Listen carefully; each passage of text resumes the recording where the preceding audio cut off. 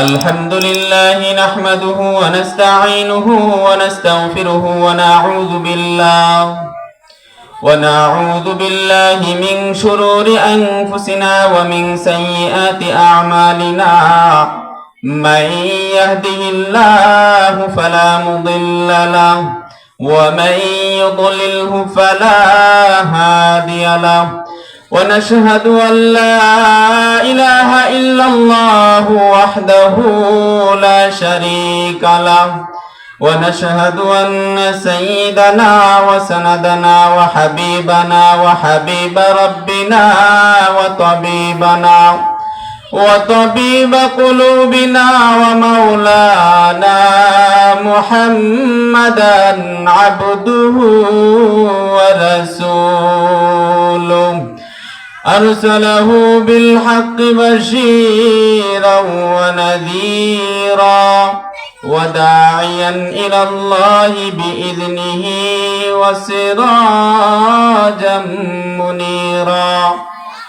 أما بعد فأعوذ بالله من الشيطان الرجيم.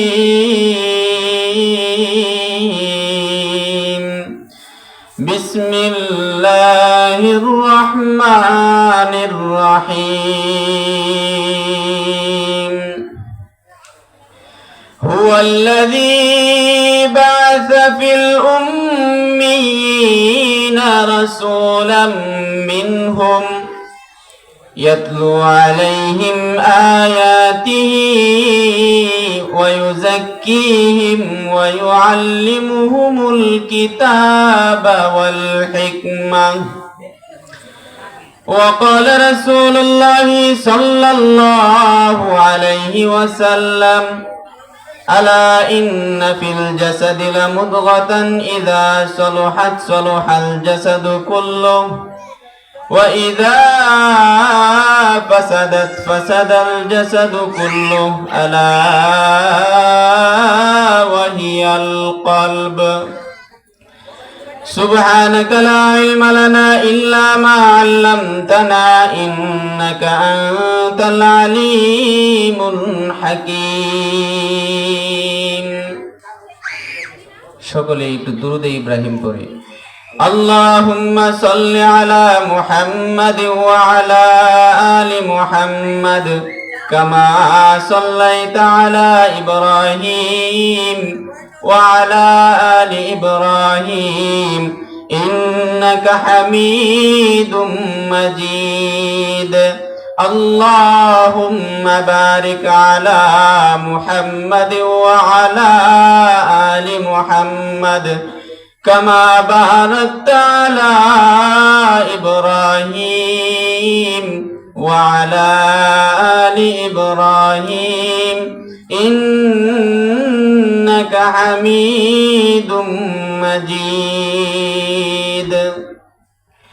নারিকেলতলা নুরুল কুরআন হাফিজিয়া মাদ্রাসার উদ্যোগে বার্ষিক ইসলামী মহাসম্মেলনের সম্মানিত সভাপতি হযরত মাওলানা ইয়াহিয়া সাহেব, সহ সভাপতি আলহাজ মোহাম্মদ আবু তাহের, আরও একজন আছেন আলহাজ মোহাম্মদ ফজলুল হক সাহেব, দিগার উলামায়ে কেরাম, আমার সামনে উপবিষ্ট আমার কলিজার টুকরা বুড়া বাবারা, পর্দার আড়ালের অবস্থানরত মা ও বোনেরা, সর্বপ্রথম সেই মহান রবের দরবারে আমরা কালিমাতুশ শুকুর আদায় করি যে রব্বে কাবা আপনাকে আমাকে দয়া করে মায়া করে এই নারিকেল তলায় এত সুন্দর একটা জান্নাতের বাগান পরিবেশ করার সুযোগ করে দিয়েছেন আল্লাহ তাআলা। এই জন্য সকলেই অন্তরের অন্তরস্থল থেকে আমরা শুকরিয়া আদায় করি আলহামদুলিল্লাহ।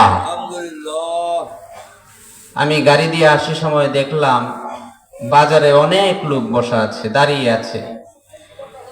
উনাদেরকে উদারত আহ্বান জানাবো, দরদি কণ্ঠে বলবো, আপনারা জান্নাতের বাগান সাজাইছেন। রাসূল সাল্লাল্লাহু আলাইহি ওয়াসাল্লাম বলেছেন, যেখানে কোরআন হাদিসের আলোচনা হয় ওই জায়গাটা জান্নাতের বাগানে পরিণত হয়ে যায়। সুবহানাল্লাহ। তো এই জান্নাতের বাগানে আয়েশা বসতে দেরি, গুনাহ মাফ হইতে 1 সেকেন্ড তো দেরি হয় না। সুবহানাল্লাহ বলেন। কেন আমরা গুনাহ মাফ করাইতে চাই না? চলে এসো সবাই দলে দলে, কোরআনের এই মাহফিলে চলে এসো সবাই দলে দলে কোরআনের এই মাহফিলে নারিকেল তলা এলাকায় আজ নারিকেল তলা এলাকায় আজ মাদ্রাসারি ময়দানে চলে এসো সবাই দলে দলে কোরআনের এই মাহফিলে চলে এসো সবাই দলে দলে বাৎসরিক ওয়াজ মাহফিলে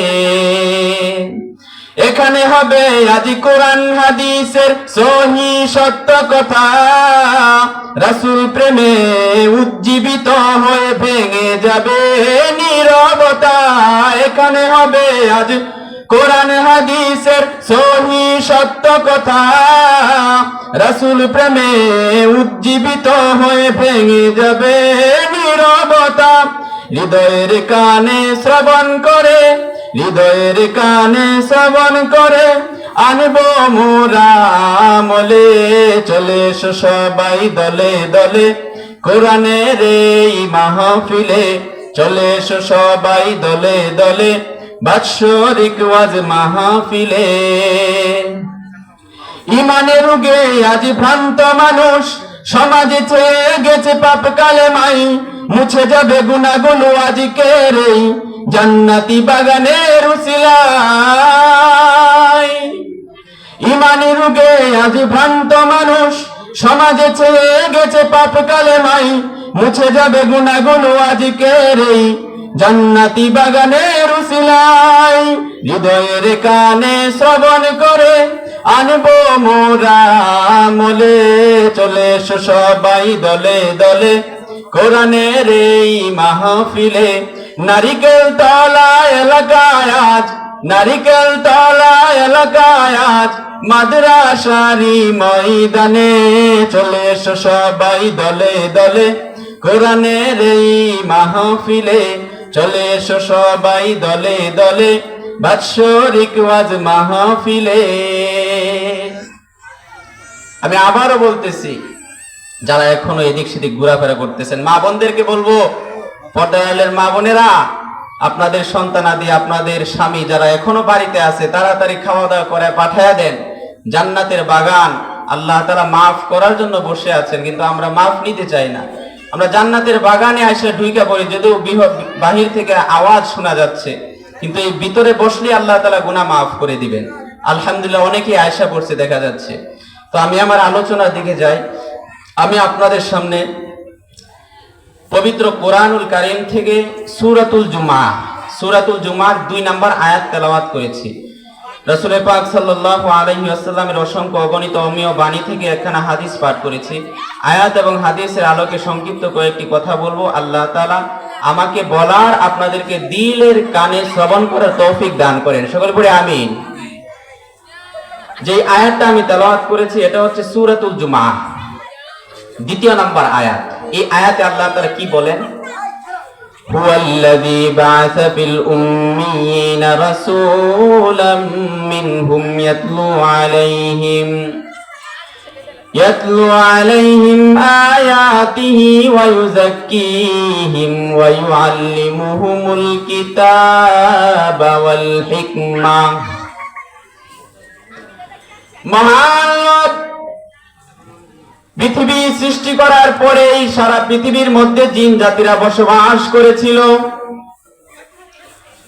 এক পর্যায়ে আল্লাহ তাআলা বলে দিয়েছেন ওই ফেরেশতারা জিন জাতিকে বনে জঙ্গলে পাঠায়া দেয়া তোমরা পৃথিবীটাকে দখল করে নাও ফেরেশতারা আয়েশা আল্লাহ তাআলার ইবাদত শুরু করলো জিন জাতিকে তাড়ায় দিল ফেরেশতারা প্রার্থনা করলো ওগো রব পৃথিবীতে আয়েশা আমরা আপনার ইবাদত করব কোন জায়গায় একটা জায়গা দেখায়া দেন আল্লাহ তাআলা নির্দেশ দিলেন বরফের খুঁটির ন্যায় একটা স্তম্ভ বানাও যেটা হবে আরশে আজিমের সরাসরি নিচে যেটা কালো গিলা পলাগর কাবাগর যেটাকে বলা হয় এই কাবাগর কেমন আল্লাহর আরশে আজিমের সরাসরি নিচে একদম সোজা হচ্ছে মসজিদ আল বাইতুল মামুর সপ্ত আসমানের উপরে হচ্ছে মসজিদ আল বাইতুল মামুর কোন সেই মসজিদ কি সেই ইতিহাস জানার দরকার আছে না আল্লাহ তাআলার অসংখ্য গণিত ফেরেশতা রয়েছে সমস্ত ফেরেশতারা আল্লাহ তাআলার হুকুমে নিমজ্জিত, আল্লাহ তাআলার ইবাদতে নিমজ্জিত রয়েছে। ফেরেশতাদেরও একটা কাবা আছে, সেই কাবার নাম হচ্ছে বাইতুল মামুর। চতুর্দিকে ফেরেশতারা তওয়াফ করতে থাকে। আমরা বাংলাদেশের মধ্যে মক্কা মুআজ্জামার মধ্যে কালো গিলাফওয়ালা যে ঘরটা আছে, সমস্ত হাজিরা সেখানে গিয়ে তওয়াফ দেয়, 7টা চক্কর দেয়। ঠিক তদ্রুপ সপ্ত আসমানের 7টা আসমানের উপরে একটা মসজিদ আছে, যে মসজিদটা হচ্ছে মসজিদ আল বাইতুল মামুর। এই মসজিদে বাইতুল মামুরের চতুর্পাশে ঘুরে ঘুরে ফেরেশতারা রবের তওয়াফ করে। বলা হয়েছে যেই ফেরেশতা জীবনে একবার তওয়াফ করতে পেরেছে, কিয়ামতের আগ পর্যন্ত এই ফেরেশতা আর কোনোদিন তওয়াফ করতে পারবে না। সুবহানাল্লাহ। কেমন আল্লাহ তাআলা ফেরেশতা এত বেশি, ফেরেশতার পরিমাণ বেশি হওয়ার কারণে এই ফেরেশতা আর তওয়াফ করার সুযোগ পাবে না যে একবার তওয়াফ করতে পারছে। বলা হয়েছে আল্লাহ তাআলার আরশে আজিমের সরাসরি নিচে হচ্ছে মসজিদ আল বাইতুল মামুর। বাইতুল মামুরের ঠিক বরাবর নিচে হচ্ছে কালো গেলাপলা কাবাঘর। সুবহানাল্লাহ। একদম সোজা, কোনো পার্থক্য নাই, একটু এদিক সেদিক নাই।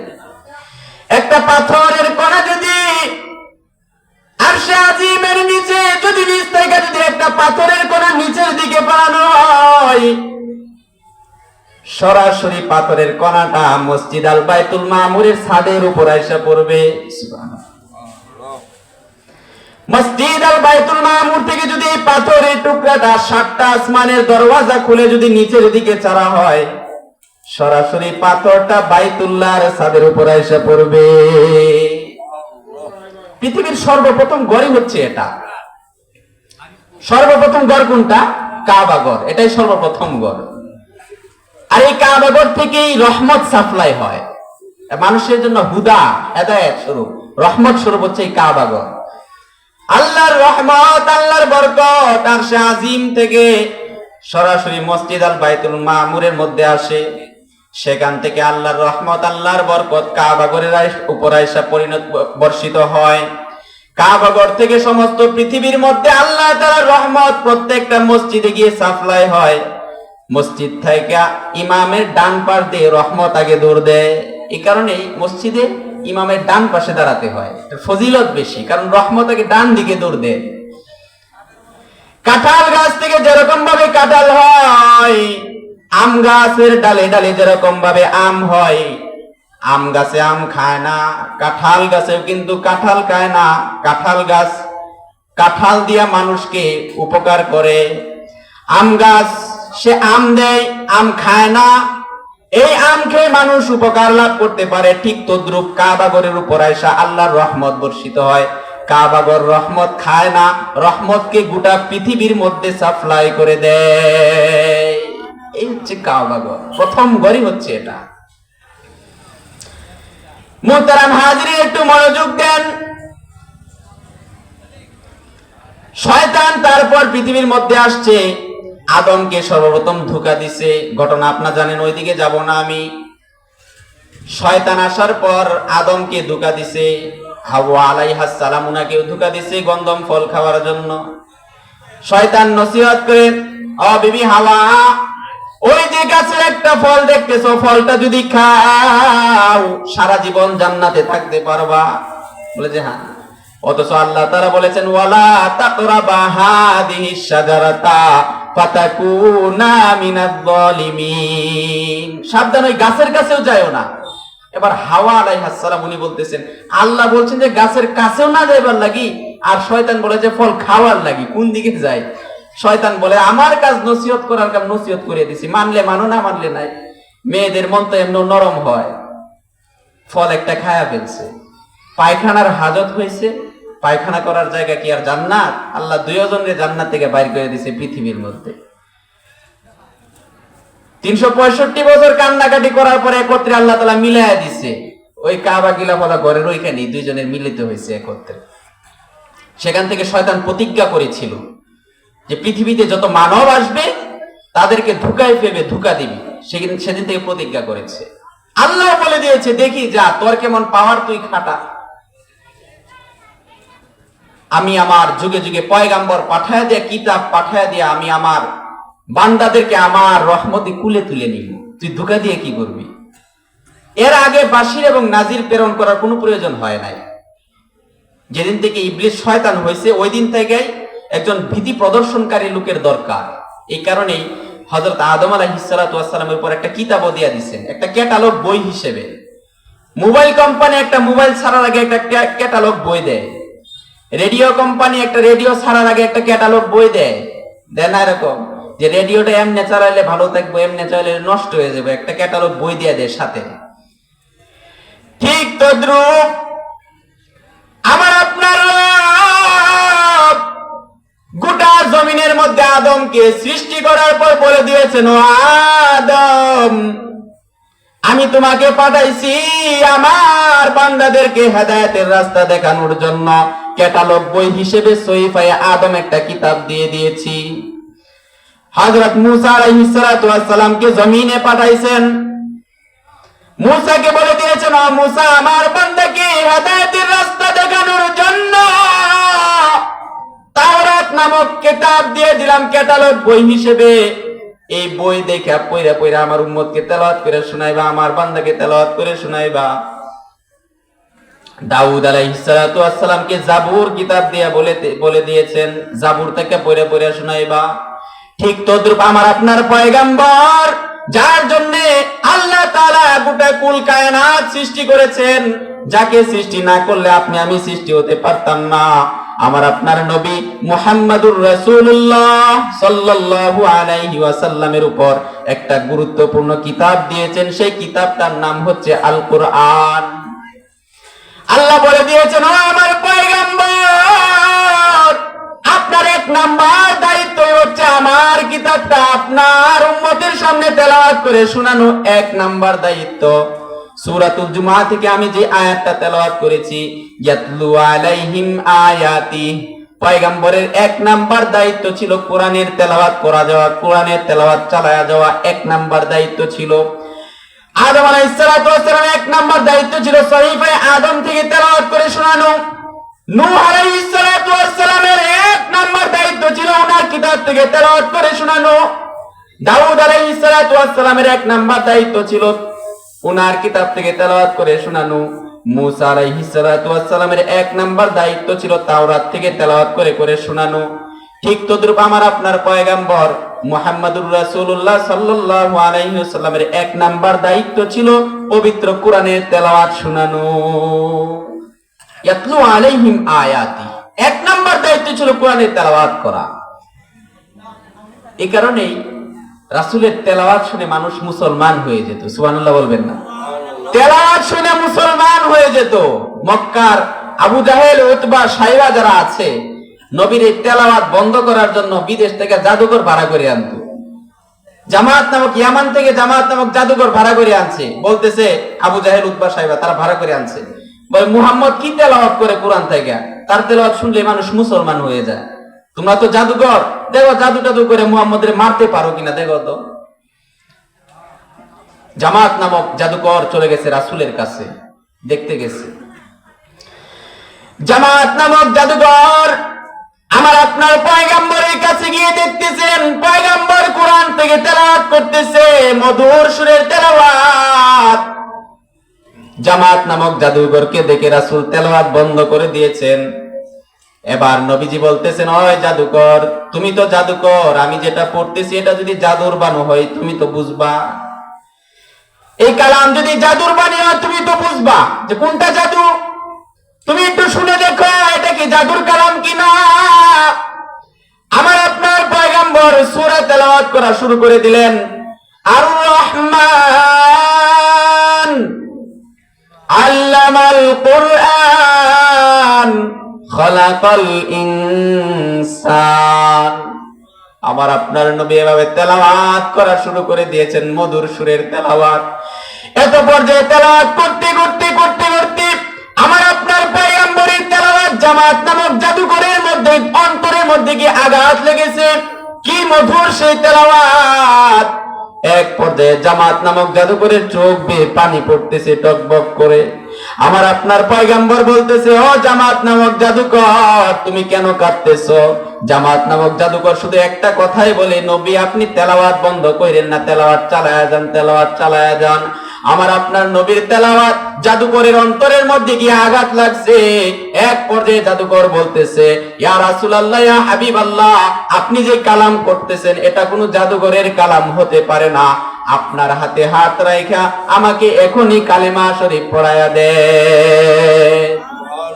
এই জাদুকর আসছিল নবীর তেলাওয়াত বন্ধ করার জন্য, অথচ জাদুকর নবীর তেলাওয়াত শুনে সে মুসলমান হয়ে গিয়েছে। সুবহানাল্লাহ।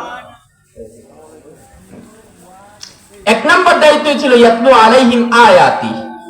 পয়গম্বরের এক নম্বর দায়িত্ব ছিল কোরআনের তেলাওয়াত চালিয়ে যাওয়া। এই কোরআনের তেলাওয়াত বন্ধ করার জন্য ইহুদি খ্রিস্টানরা উৎপেতে রয়েছে। কিভাবে কোরআনের তেলাওয়াত বন্ধ করা যায়, কেমনে মাদ্রাসা বন্ধ করে দেওয়া যায়, সর্বদিক দিয়ে তারা প্রচুর চেষ্টা করতেছে কোরআনের তেলাওয়াত বন্ধ করার জন্য। কিন্তু আমরা যে সাধারণ মুসলমানরা আছি, আমাদের শরীরের এক বিন্দু রক্ত থাকা সত্ত্বেও কোরআন এবং মাদ্রাসার অপমান হতে পারে এমন কোন কাজ করতে দেওয়া যাবে না। এই কারণে রাসূলের অবমাননা প্রায় সময়ই দেখা যায়, মুসলমানরা সাথে সাথে উজ্জীবিত হয়ে যায়। রাসূলের কোরআনের উপর কেউ আঘাত হানলে, রাসূলের আত্মমর্যাদার উপর কেউ আঘাত হানলে সাধারণ মুসলিম জনতা ক্ষেপে উঠে।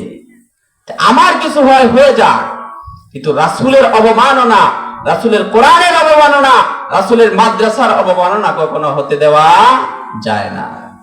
মুহতারাম হাজিরিন, আমাদের সভাপতি সাহেব এসে গেছেন। আলোচনা অনেক লম্বা। চারটা দায়িত্ব ছিল। এক নম্বর ইয়াতলু আলাইহিম আয়াতি ওয়া ইউযাক্কিহিম ওয়া ইউআল্লিমুহুমুল কিতাব ওয়াল হিকমাহ। পয়গম্বরের চারটা দায়িত্ব ছিল। একটা দায়িত্বের কথা কিঞ্চিত পরিমাণ আলোচনা করেছে, আরো তিনটা বাকি রয়ে গেছে। যদি সুযোগ হয় ইনশাআল্লাহ অন্য কোনো একদিন আলোচনা হবে। যতটুকু আলোচনা করেছে আল্লাহ পাক রব্বুল আলামিন এই আলোচনার উপর আমাদেরকে আমল করার তৌফিক দান করেন। সকলে পড়ে আমিন।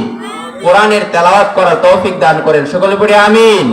মাদ্রাসার মুহাব্বত আমাদের অন্তরের মধ্যে ঢুকায়া দেন। সকলে বলে আমিন। ওয়া আখিরু দাওয়ানা আনিল হামদুলিল্লাহ।